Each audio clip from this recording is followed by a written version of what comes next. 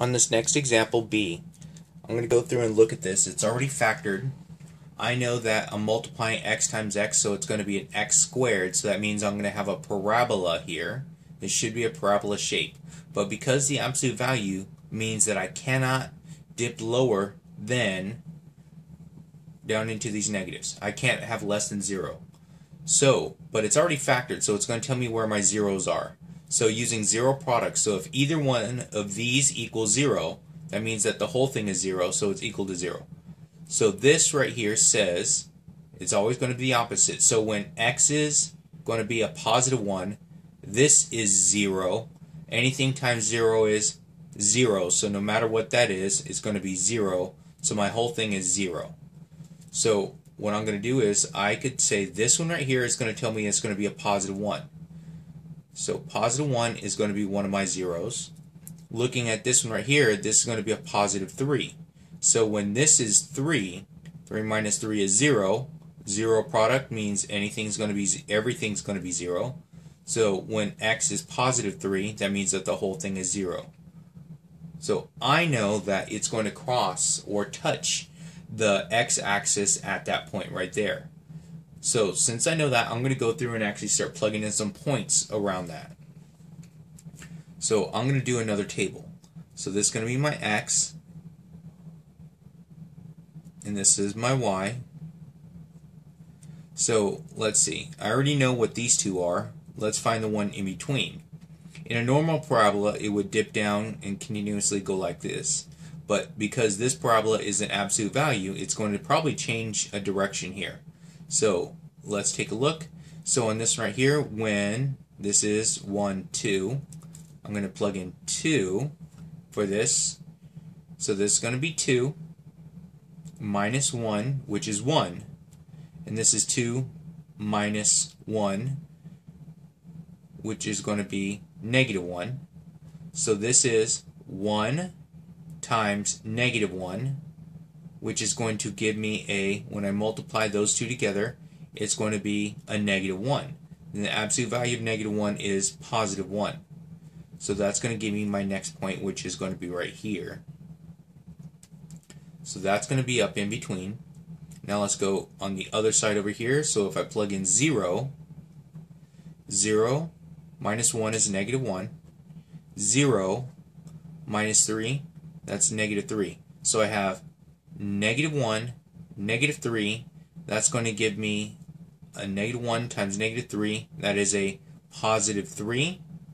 So positive 3 absolute value is going to give me positive 3. So this goes up. So right here at 0, it's 1, 2, 3. It's right there. Now on the next one, so let's go over to this next side over here. So it goes 1, 2, 3, 4. So I'm going to plug in 4 here. So 4 minus 1 is 3. 4 minus 3 is 1. So over here I have 3 times 1 is going to be 3. Absolute value is 3. So right here at 4, so I didn't plug these in, 4, it's going to be 3, and we said 0 is also 3. So right here at 4, it's up 1, 2, 3 here. Now this is supposed to be the shape of a parabola because it's x squared, but because it's absolute value, it changes direction. So it goes this way. So there is a curve to it going in, and this goes like that. So normally my parabola would come down to a vertex down here, then go back up, but because it cannot dip lower than 0, because absolute value cannot be less than 0. It's always going to be a positive. So at that point we know it changes direction.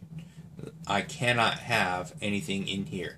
The only way that I would actually have anything in this area here is if outside of my absolute value I would have some other numbers that would make this move down to be in this area here.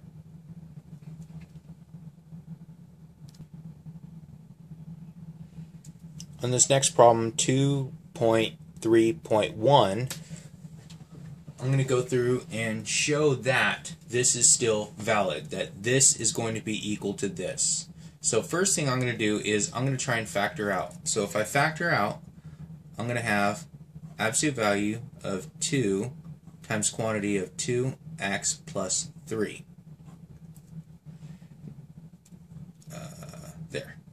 Okay, so now once I factor out, I have to go back to the identity that was given at the very beginning. So if I'm multiplying two things inside my absolute value, I could break it up into two separate things. So if I take this out, it's going to become absolute value of 2 times the absolute value of my 2x plus 3. And the absolute value of 2 is a constant number.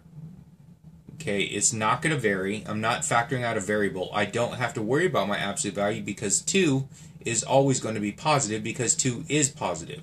So from right here, this one is going to be true, that it's going to be 2 times the 2x plus 3 right here is going to be a true statement, because when I multiply here, I could separate it using that identity that was given to you on the first part, that the 2 could be separated into two absolute values, and since this is not a variable and it's not a negative, it's positive, it's always going to be positive, that this is always going to be true.